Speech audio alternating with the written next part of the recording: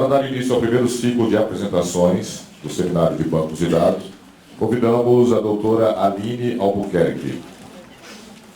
Aline Albuquerque é graduada e mestre em Direito, especialista em Biotécnica e Saúde Internacional, doutora em Ciências de Saúde, pós-doutorado em Direitos Humanos, professora da pós-graduação em Bioética da Universidade de Brasília, professora da Faculdade de Saúde Pública da USP, professora do Programa de Mestrado em Políticas da Saúde da Fiocruz, membro do Comitê de Ética e Pesquisa do Uniceub, coordenadora geral do Observatório de Biotécnica e Direitos Humanos do Paciente do Programa de Pós-Graduação em Bioética e Cátedra Unesco de Bioética da UNB e advogada da União.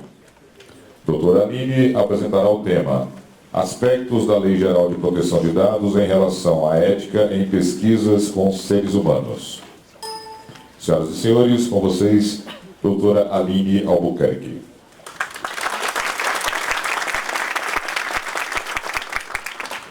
Obrigada. Bom dia a todos e a todas. Bem, primeiro agradeço ao Dr. Paulo, meu amigo, pelo convite, ao Dr. Jorge também pelo convite para estar aqui com vocês hoje. Bem, é um desafio tratar dessa temática, né? A lei é uma lei muito recente, não há literatura na ética em pesquisa, não há literatura em bioética sobre essa temática. E eu comecei a investigá-la a partir dos desafios que foram colocados no meu comitê de ética em pesquisa, principalmente em relação ao prontuário, né? A acesso a dados de prontuário. Então, comecei a estudar, né? A gente não tem legislação sobre isso, e comecei a estudar os aspectos referentes à Lei Geral de Proteção de Dados, mas não há ainda literatura sobre isso. Então, o que eu vou trazer para vocês é uma reflexão, compartilhar com vocês algumas, digamos assim, né, alguns pensamentos que a gente pode ter, algumas considerações que a gente pode fazer a partir da Lei Geral de Proteção de Dados. Como vai ter uma apresentação específica sobre a Lei Geral de Proteção de Dados, né, sobre a lei, eu vou falar, obviamente, de uma forma mais restrita, sobre os aspectos relacionados à ética em pesquisa, né, que é o meu campo de conhecimento, que é a bioética. Bem, essa apresentação ela se estrutura em 6 partes. É uma introdução, eu vou falar dos dados pessoais e dos dados anonimizados, atores envolvidos, o tratamento de dados pessoais para fins de pesquisa, alguns aspectos relacionados ao consentimento, e vou fazer um apontamento sobre a lei do prontuário do paciente, que é uma outra lei. Bem, é importante frisar, né, que nós temos 2 direitos que são centrais e que diz respeito aos participantes da pesquisa, que é o direito à confidencialidade dos dados pessoais e o direito à autodeterminação informativa, né? Então, e esses 2 direitos, eles decorrem de um direito humano previsto nos tratados de direitos humanos, que é o direito à privacidade, né? Então, desse direito geral previsto nos tratados de direitos humanos, eu tenho direitos derivados desse direito geral, que são basicamente o direito à confidencialidade e o direito à autodeterminação informativa, que é esse direito que eu tenho de controle, né, sobre os meus dados pessoais, na medida em que esses dados pessoais eles refletem a minha identidade, a minha dignidade. Então, esse direito é um direito que vem sendo construído em razão até dos novos desafios colocados pela Revolução Digital. Bem, nas nossas 2 resoluções do Conselho Nacional de Saúde, né, é importante, obviamente, não vou falar das resoluções, mas frisar que elas trazem sempre a questão do manejo de dados, né? Então, tanto a 466 quanto a 510, as nossas resoluções, elas falam, né, elas tratam de dados. Então, obviamente, a pesquisa envolvendo dados pessoais, essas pesquisas são uma realidade, né, de todos os comitês de ética em pesquisa. Bem, então a Lei Geral de Proteção de Dados ela é considerada um novo paradigma. E um novo paradigma para o direito, né, mas eu não vou abordar questões gerais, e para a ética em pesquisa. né? Porque como a ética em pesquisa, ela vai se colocar a partir desse momento, quando a pesquisa envolver dados pessoais e dados pessoais sensíveis, né? Que a gente vai ver que a lei fez uma classificação e ela dá um tratamento diferenciado para dados pessoais e dados pessoais sensíveis. As nossas resoluções, então, elas vão ter que ser interpretadas à luz, né, de um novo parâmetro jurídico. Então, isso já se coloca um novo desafio, né, para o sistema, né, CEP-CONEP, porque a gente vai ter uma lei, e a partir dessa lei, nós vamos ter um novo olhar para pesquisas que lidam com dados pessoais e dados pessoais sensíveis. Bem, não. Só que eu queria trazer, então eu vou trazer algumas questões para que a gente possa refletir sobre a lei. Tá? A lei diz assim no artigo 4º, esta lei não se aplica ao tratamento de dados pessoais, inciso 1, realizado para fins exclusivamente. Aí tem jornalísticos e artísticos, ou acadêmicos. Então a própria lei está dizendo, o tratamento de dados pessoais para fins exclusivamente acadêmicos, a lei não se aplica. Entretanto, aplicam-se 2 artigos, mesmo em relação a fins exclusivamente acadêmicos, que são os artigos 7º e o artigo 11.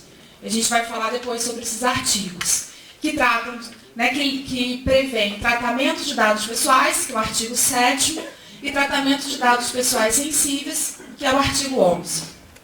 E aí já se coloca uma questão. A lei não define o que são fins exclusivamente acadêmicos, né? Então a lei não se aplica a tratamento de dados pessoais para fins exclusivamente acadêmicos. Aplica apenas 2 artigos. Aí eu indago, o que são fins exclusivamente acadêmicos? Obrigada. Bem, algumas definições, né? Dado pessoal é informação relacionada à pessoa natural, identificada ou identificável. E dado pessoal sensível, que são dados sobre origem racial, étnica, convicção religiosa, opinião política, filiação a sindicato ou organização de caráter religioso, filosófico ou político. Então a gente tem um campo aqui, né, das ciências humanas e sociais, né, que se articulam com os dados pessoais sensíveis, e também um outro campo, né, das pesquisas relacionadas a pesquisas biomédicas. Por quê? Porque dados referentes à saúde, à vida sexual, dado genético ou biométrico também são dados pessoais sensíveis, né? Então, a lei vai conferir um tratamento mais rigoroso aos dados pessoais sensíveis, obviamente, né, pelas conotações desses dados, né, pela repercussão desses dados em relação ao próprio titular. Agora, o que é um dado anonimizado? Né? É um dado relativo a titular que não possa ser identificado, considerando a utilização de meios técnicos razoáveis e disponíveis na ocasião de seu tratamento. Então é muito importante, né, eu não vou entrar, obviamente, não é a minha área, de como se realizar a anonimização de dados, mas isso é muito importante. O conceito de dado anonimizado, relativo a titular que não pode ser identificado. E a gente vai ver por que é muito importante. Pode passar. Bem, os atores envolvidos, há mais atores envolvidos, né, mas eu trouxe os que são essenciais para a gente refletir sobre a questão da ética em pesquisa. Bem, eu tenho o titular do dado, que vai ser o participante da pesquisa. Então, para fins da LGPD, o participante é o titular do dado, tá? Então, é essa pessoa natural a quem se refere os dados pessoais que são objeto de tratamento. Lembrando que a lei vai dizer, né, que tratamento para fins acadêmicos, a lei não abarca, né? Lembrando disso. Bem, e o controlador? É a pessoa natural ou jurídica, de direito público ou privado, a quem competem as decisões referentes ao tratamento de dados pessoais. Então, quem é que tem que autorizar uma pesquisa envolvendo os dados pessoais? Né? é o controlador. Eu não estou falando de consentimento, né? Estou falando de autorização, tá? E o operador é o pessoal, é a pessoa natural ou jurídica de direito público ou privado que realiza o tratamento de dados pessoais em nome do controlador. Então, se eu estiver no hospital, o dirigente do hospital é o controlador e o médico, o enfermeiro é o operador? Em relação a dados constantes do paciente? Bem, estou indagando, isso não está na lei, né? E não há ainda uma definição acerca disso, tá? Bem, e aqui, o que é órgão de pesquisa, né? Essa definição é muito importante. O que é órgão de pesquisa para fins da LGPD? Então, órgão de pesquisa é órgão ou entidade da administração pública, direta ou indireta, ou pessoa jurídica de direito privado, sem fins lucrativos, legalmente constituída sobre as leis brasileiras. Então, pessoa física, pesquisador, né? Não entrou, obviamente, né, está falando de um órgão, não é, poderia ser, mas para fins da lei, pessoa física não está, digamos assim, abarcada pela lei, tá? Então, é pessoa jurídica de direito público ou pessoa jurídica de direito privado, tá? Que inclua em sua missão institucional, em seu objetivo social ou estatutário, a pesquisa básica ou aplicada de caráter histórico, científico, tecnológico ou estatístico. Depois a gente vai ver, né, a importância dessa definição, porque o artigo 7º e o artigo 11, que eu falei lá no começo, eles vão, digamos, dispor sobre a pesquisa realizada por órgãos de pesquisa. E a pesquisa realizada por pessoa física, que não seja órgão de pesquisa? Pode passar, por favor. Bem, eu trouxe aqui para vocês o artigo 7º e o artigo 11, tá? O artigo 7º, ele vai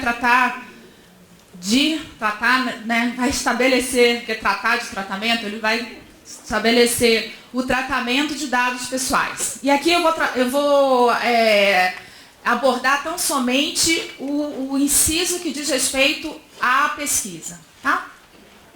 Então, o tratamento de dados pessoais, ele pode ser realizado, há outras, né, obviamente, há outros incisos, né? Mas a gente está focando aqui na ética em pesquisa. Mediante o fornecimento de consentimento pelo titular. Então, eu não estou falando de dado pessoal sensível, né? Aqui são dados pessoais. Então, primeiro, se o titular consentir, isso está no inciso do artigo 7º. Em outro inciso, realização de estudos por órgão de pesquisa. Então, realização de estudos por órgão de pesquisa. O que é órgão de pesquisa? São aquelas pessoas jurídicas, né, de direito público, direito privado, como a gente viu. Tá? Garantida, sempre que possível, a anonimização dos dados pessoais. Então, órgão de pesquisa deverá obter o consentimento por escrito do participante da pesquisa. Mas se ele não obtiver o consentimento, ele pode realizar a pesquisa, o órgão de pesquisa? Sim. Anonimizando os dados. Só que esses dados anonimizados vão ser anonimizados pelo controlador que está dando acesso ao órgão de pesquisa dos dados ou pelo órgão de pesquisa? A lei não diz. A lei não diz, tá? Então, anonimizando os dados. Só diz assim, garantida, sempre que possível, a anonimização dos dados pessoais. Bem, garantida sempre que possível. Quando a gente tem na lei garantida sempre que possível, pode ser que o dado não seja anonimizado? Sim, porque é sempre que possível. Então, se não for possível, ele vai ter que justificar a impossibilidade de anonimização. E o que é impossibilidade de anonimização? Então, isso em relação a dados pessoais. Tratamento de dados pessoais sensíveis, que é o artigo 11. Quando o titular ou seu responsável legal consentir, de forma específica e destacada, para finalidades específicas. Então, a gente percebe que no tratamento de dados pessoais sensíveis, o consentimento é outro. O consentimento, ele tem que ser o quê? De forma específica e destacada. Destacada a gente vai ver como. Por exemplo, se ele assina algum tipo de contrato, o consentimento ele tem que estar destacado para o tratamento de dados pessoais. Tá? E para finalidades específicas, ele não pode dar um cheque em branco para tratamento de dados pessoais sensíveis. Tá? Ele tem que dar um consentimento específico para tratamento de dados pessoais sensíveis. Então, a gente percebe que a lei deu um tratamento distinto para o consentimento de dados pessoais e o consentimento de dados pessoais sensíveis. Bem, e aí a lei diz assim ainda, sem fornecimento de consentimento do titular. Então, eu posso ter tratamento de dados pessoais sensíveis sem o consentimento do titular. Posso? Quando? Nas hipóteses em que for indispensável, há outras hipóteses, tá? Já estou falando aqui da ética em pesquisa. Em que for indispensável para a realização de estudos por órgão de pesquisa, garantida sempre que possível a anonimização dos dados pessoais sensíveis. Então, o pesquisador, né, o pesquisador relacionado, vinculado ao órgão de pesquisa, deverá obter o consentimento específico. Então, esse consentimento ele é específico para finalidades específicas do participante, porque a gente está falando de dados pessoais sensíveis. E sem o consentimento, e se ele não obtiver o consentimento, ele pode realizar a pesquisa com dados pessoais sensíveis? Sim, mas sob quais condições? Ele tem que demonstrar a indispensabilidade do tratamento de dados para o estudo. Então, primeiro critério, indispensabilidade de tratamento de dados. O que é essa indispensabilidade? A lei também não diz. Anonimizando os dados ou justificando a impossibilidade de fazê-lo. Então, aqui, quando for tratamento de dados pessoais sensíveis, além da anonimização ou da justificação, né, da impossibilidade de anonimizar esses dados, tem que ter uma demonstração da indispensabilidade dos dados para fins de pesquisa. Por favor. Bem, então, olha que interessante. Os dados anonimizados não serão considerados dados pessoais para fins desta lei. Então, tem outro desafio. Dados anonimizados não são considerados dados pessoais. Então, quando a pesquisa envolver dados anonimizados, segundo a lei, não são dados pessoais para fins desta lei. Então, os dados anonimizados vão ter um outro tratamento. Por quê? Porque eles não são dados pessoais para fins da lei. Salvo quando o processo de anonimização ao qual forem submetidos for revertido, utilizando exclusivamente meios próprios, ou quando, com esforços razoáveis, puder ser revertido. Então, a gente tem aqui, né, algo muito importante. Por quê? Porque se os dados forem anonimizados, não se aplica a lei, mas há essa excepcionalidade.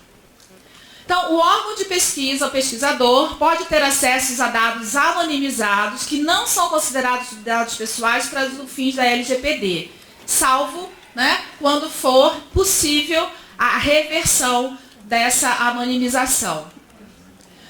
Para tanto, como que ele vai atestar que esses dados são anonimizados? Tem que ter algum controle dessa anonimização e dessa reversão desses dados pessoais. Tá? Então, isso é muito importante. Então, será que tem que ter uma declaração do controlador dos dados que esses dados são anonimizados? Para que não se aplique a LGPD para fins de pesquisa? Tá? Então, isso é um ponto a ser refletido também. Bem, aqui a lei dispõe, né, num artigo específico sobre estudos de saúde em saúde pública. Tá? Então, eu trouxe para vocês. Então, é um regramento separado, tá? Está no artigo 13 da LGPD.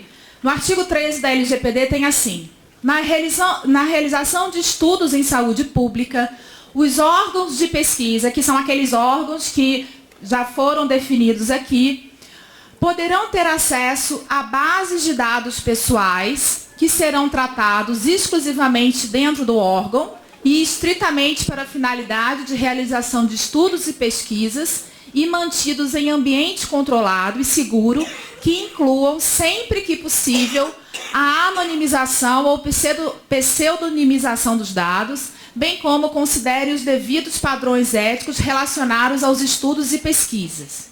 Então, a gente também aqui tem outro desafio, né? O que seria a realização de estudos em saúde pública, tá?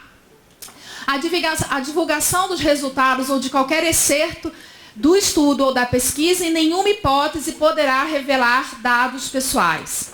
O órgão de pesquisa será o responsável pela segurança da informação, não permitida em circunstância alguma a transferência dos dados a terceiro. Então, a lei estabelece, né, só para fazer uma síntese, o tratamento de dados pessoais, tratamento de dados pessoais sensíveis, tratamento de dados anonimizados, ou seja, os dados anonimizados não vão ser a eles, né, tem as excepcionalidades, a questão da aplicação da LGPD e os estudos em saúde pública. Bem, e o consentimento? O consentimento é a manifestação livre, informada e inequívoca pela qual o titular do dado concorda com o tratamento de seus dados pessoais para uma finalidade determinada. O consentimento deverá referir-se a finalidades determinadas e as autorizações genéricas para o tratamento de dados pessoais serão nulas. Então, eu acho importante frisar isso, tá? Se houver no consentimento uma autorização genérica para dados pessoais, essa parte do consentimento é nulo. Não se admite mais um cheque em branco para esse tipo de tratamento. O consentimento deverá ser fornecido por escrito ou por outro meio que demonstre a manifestação de vontade do titular. Caso o consentimento seja fornecido por escrito, aquilo que eu falei que ele tem que ser destacado, esse deverá constar de cláusula destacada das demais cláusulas contratuais, caso esse consentimento esteja inserido em um contrato. Para ir finalizando, eu trouxe apenas a Lei 13.787, de 27 de dezembro de 2018, que é a Lei do Prontuário do Paciente, né? E que ela remete à aplicação da LGPD ao prontuário do paciente, né? E ela diz no seu artigo 1º, a digitalização e a utilização de sistemas informatizados para guarda, armazenamento e o manuseio de prontuário do paciente são regidos por esta lei e pela LGPD, né? Então, eu acho importante fazer essa relação em relação ao prontuário de paciente, como a lei chama de prontuário de paciente. Bem, para finalizar, então, a LGPD exclui do seu regramento geral o tratamento de dados pessoais para fins exclusivamente acadêmicos, mas não os define. O que são fins exclusivamente acadêmicos, tá? Então, eu só vou fazer uma síntese do que eu trouxe para vocês da lei para que a gente possa refletir sobre isso. Ressalto que não há estudos sobre isso, né? A lei é muito recente, então não há estudos ainda sobre isso, não há jurisprudência, não há estudos. Então, eu acho que é um grande mérito da CONEP lançar essa discussão, porque realmente não há ainda esses estudos e nem decisões sobre esse assunto. Aplicam os artigos 7º e 11. Então, repetindo, não há, né, a lei não se aplica, mas a gente tem aplicação de 2 artigos, tá? Hipóteses nas quais os tratamentos de dados pessoais e pessoais sensíveis podem ser realizados. Inclui-se a realização de estudos por órgão de pesquisa. Então, gente, isso é um ponto que eu acho que é interessante. Quando a lei diz não se aplica para fins acadêmicos, mas ela permite, ou seja, ela dispõe sobre o estudo, ela restringe a órgãos de pesquisa, tá? A LGPD não dispõe sobre o tratamento de dados pessoais para a realização de estudos por órgãos de pesquisa. O que eu quero dizer com isso? Se a lei está dizendo que não se aplica, tá, para tratamento de dados pessoais para fins exclusivamente acadêmicos, só se aplica o artigo 7º e o artigo 11, se os dados pessoais forem tratados para fins exclusivamente acadêmicos, os outros dispositivos da lei não vão se aplicar. E o que vai se aplicar? Não sei se eu fui claro. E o que vai se aplicar? A LGPD não trata de pesquisador pessoa física, né? Para ela é órgão de pesquisa.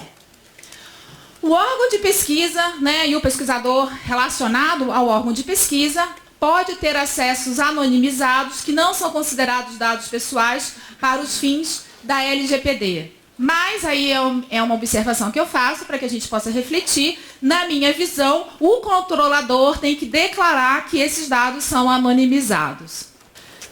Permite o tratamento de dados pessoais e pessoais sensíveis para fins de pesquisa sem consentimento. A gente já viu isso, sob determinadas condições. Conjugando a LGPD com a ética em pesquisa, aí já são reflexões que eu trago, né, para vocês.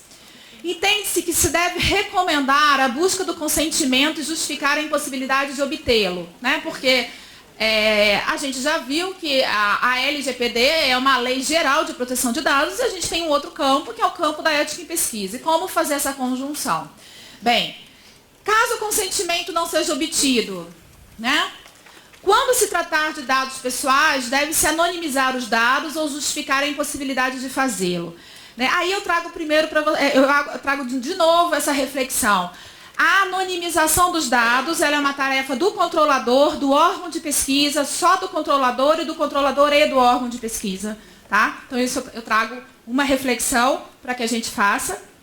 Quando se tratar de dados pessoais sensíveis, há que se provar a indispensabilidade para a realização da pesquisa e a mesma indagação em relação à anonimização dos dados ou a justificativa da impossibilidade de anonimizar esses dados. Bem, então, em conclusão, a LGPD deixou em aberto as seguintes análises: justificativa da impossibilidade de obtenção de consentimento, justificativa da impossibilidade de anonimização dos dados e demonstração da indispensabilidade para a pesquisa do tratamento dos dados pessoais sensíveis. Além disso, a LGPD ela apresenta lacuna contra os seguintes temas: prontuário do paciente, regramento sobre o tratamento de dados pessoais para fins de pesquisa, porque, novamente, se ela não se aplica à pesquisa para fins acadêmicos, se aplica só a 2 artigos, então continuamos sem esse regramento. Não estou afirmando aqui que o regramento é necessário mediante legislação, né? Eu só estou apontando que não há esse regramento. O agente do dever de anonimizar os dados no caso de pesquisa. Quem é esse agente? É o órgão de pesquisa, é o controlador ou são os dois? E, por fim, eu já assinalei a questão da pesquisa que não tenha exclusivamente fins acadêmicos. Então, eu posso ter uma pesquisa que não tenha exclusivamente fins acadêmicos. E como é que é o regramento dessa pesquisa que não tenha fins exclusivamente acadêmicos? Tá? Então é isso. Muito obrigada pela atenção.